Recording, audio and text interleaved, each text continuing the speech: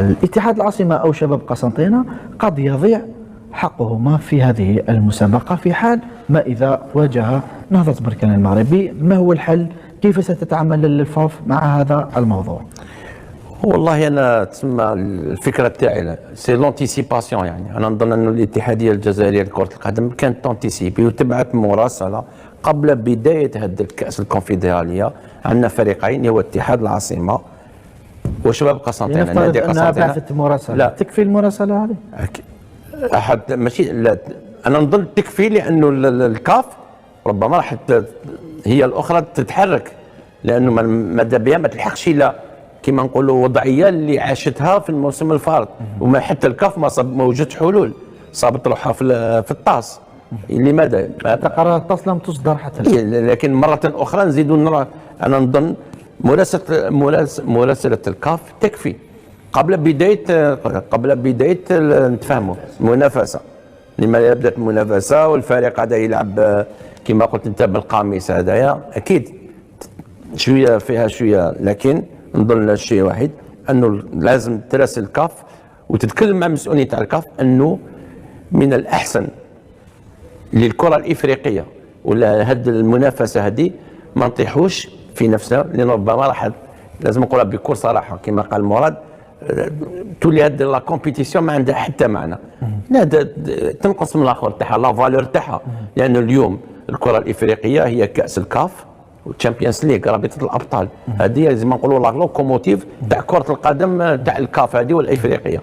اذا مره اخرى نطيحوا في نفس الشكل ولا في نفس البروبليم، نظن انه ما فونسيناش. ومره اخرى هذه الهيئه هذه توري انها حقيقه ضعيفه وضعيفه جدا.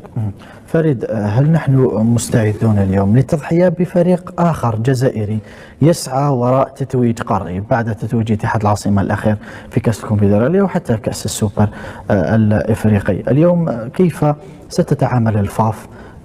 ما هو رايك في الموضوع اليوم الذي الماضي لكن بمعطيات اخرى ربما هذه المره؟ شوف، كمبدا نحن الجزائريين لا نناقش المبادئ. يعني احنا هذه مباركه جزائريه مسجله، نحن لا نناقش المبادئ. المبدا في الجزائر يعني شيء مقدس. يعني اكيد اننا سوف لن نتغير ولن نتبدد ولن نحول على مبادئنا. لكن إذا أردت أن نغوص في التحليل أقول لك نفس اللائمة التي رمينا بها الفاف في السنة الماضية، قلنا بأن الفاف لم تستشرف الأمور. يعني كان من المفروض قبل ذلك اللقاء الذي جمع الاتحاد بنهضة بركان، كان من المفروض على الفاف أن تندد بما حصل قبل ملاقاة الفريق المغربي. نفس الشيء حصل هذا الموسم. يعني في نهاية المطاف نحن أيضا لم نستشرف في خلال هذا الموسم، لأن الفريق المغربي أعاد نفس الكرة ودخل بنفس الخريطة. كنا نتحدث منذ قليل في الكواليس، ويعني من بين الحلول التي ربما قد نضعها على الطاولة، لماذا لا يدخل فريق اتحاد العاصمة بسبونسور قبل بداية دور المجموعات، بسبونسور من جمهورية الصحراء الغربية، ويضع الخريطة في ذلك سبونسور هذا بتلك. لكن قبل ذلك يجب نحن ربما البعض يقول لك نحن ننتظر في قرار الطاس.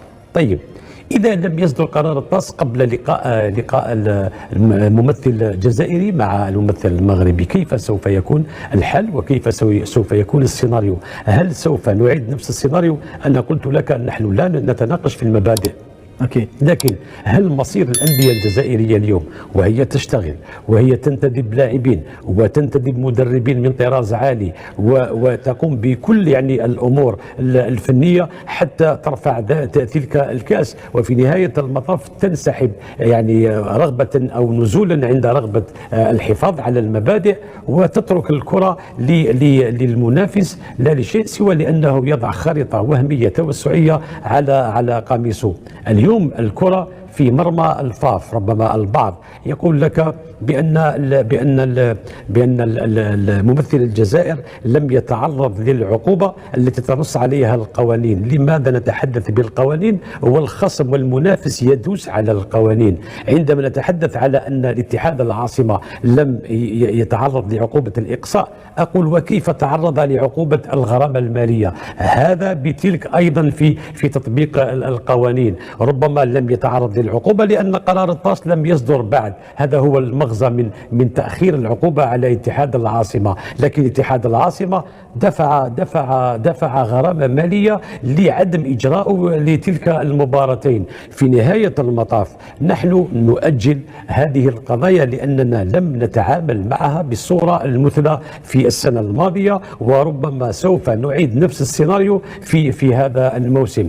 نحن نتمنى كجزائريين أن يكون قرار الطاس في صالحنا، لكن تخيل يا عماد وأنا أتحدث بالمنطق، ودعك من رمي بالوطني ولا وطني. أنا وطني، وهذا فريق اتحاد العاصمة فريق بلدي، وأنا هنا في هذا البلاطو أدافع على كل ما هو جزائري، لكن هذا لا يمنعني بقول الحقيقة وتحليل الواقع والمنطق وفق معطيات منطقية وليس وفق معطيات عاطفية. أنا أقول لك إذا وقع اتحاد العاصمة ووجد في طريقه هذا الممثل المغربي الذي يحمل على قميصه الخريطة التوسعية الوهمية، كيف سوف يكون حالنا؟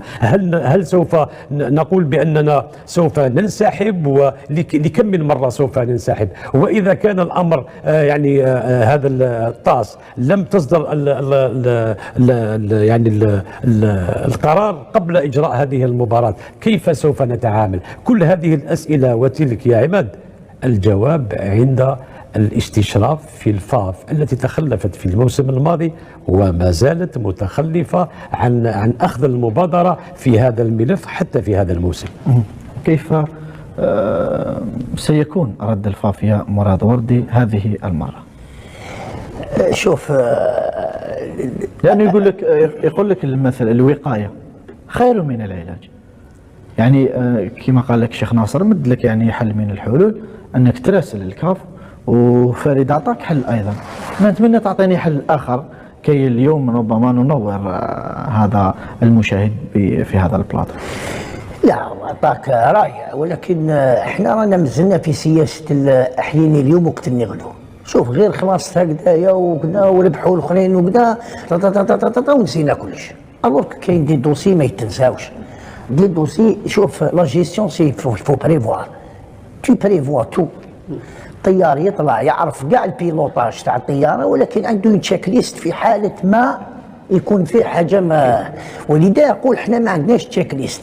حنايا كاع سير ما يعاودوهاش مي كيما تعرف اليوم سي فري كو لو سبور اون جينيرال الرياضه هي لا سياسه في الرياضه هكذا، ولكن يا للاسف دخلت السياسه في الرياضه. اليوم يقدروا الناس تتآمر عليك مادام انت هدرت على الكوميرس وكذا.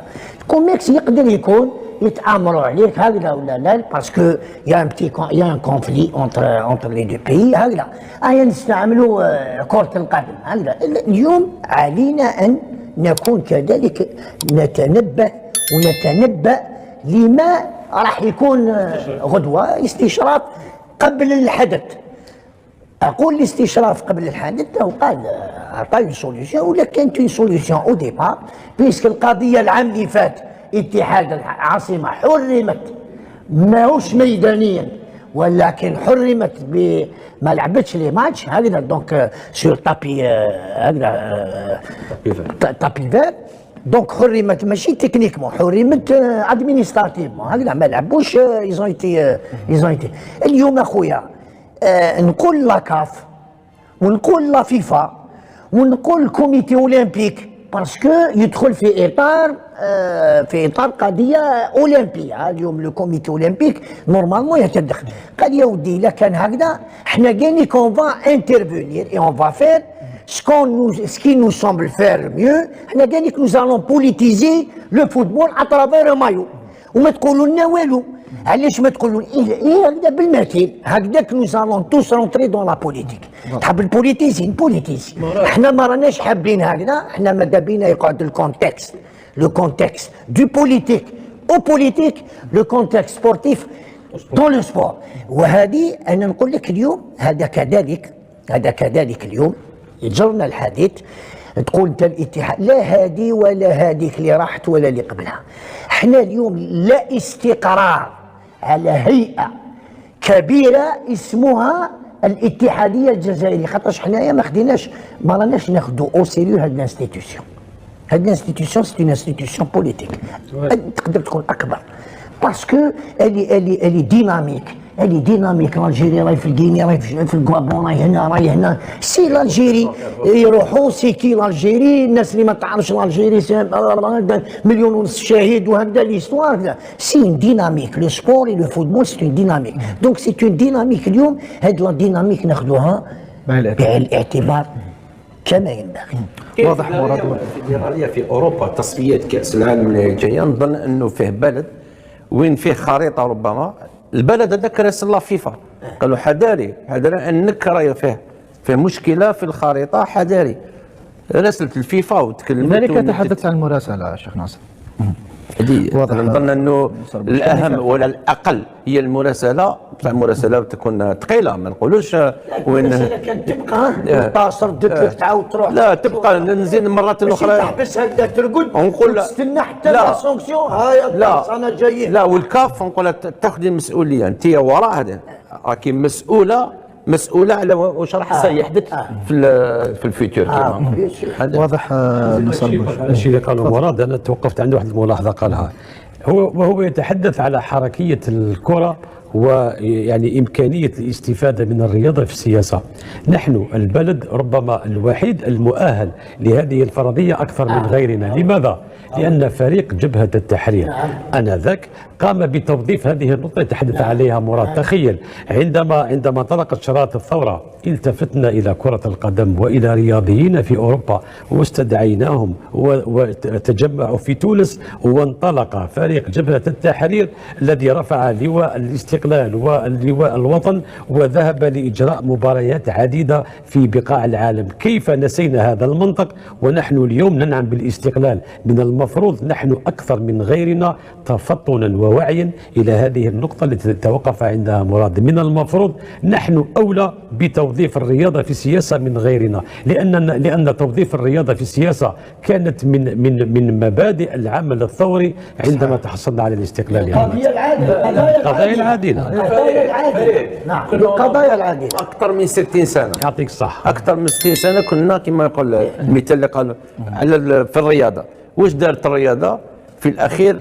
شفنا. ربما نعود للوراء اليوم يا ناصر بويش، ما فعلناه قبل. لا لازم اشياء مثل كما نقولوا حنايا بالعاميه، اشياء مثل نتكاو عليها اللي تزيد تعطينا بلوس دو. لان الكاف في نهايه المطاف، لان الكاف تسير نحو الانسداد. الكاف لا تعطي اي حلول. تخيل هذه الهيئه وهي هل سيتغير شيء في مصر؟ شوف هذه الهيئه وهي تشرف في الموسم على منافستين، منافسه رابطه الابطال وكاس الكاف. عايشه بهذا الموسم الماضي كاس الكاف كانت مهزله في نظر العالم. كيف لهذه الهيئه ان تبقي على هذا الانسداد للموسم الثاني؟ من المفروض ان الكاف هي اللي تاخذ المبادره لتحاشي ما حدث في الموسم الماضي. لذلك انا قلت يجب أن نذهب إلى سياسة الأمر الواقع. نحن أيضا كان علينا أن نضع على أقمصة الأندية الجزائرية خارطة للصحراء الغربية، باعتبار أن أحد مموليها هو سبونسور لهذه الفرق الجزائرية، وهذا بتلك أمام الكاف.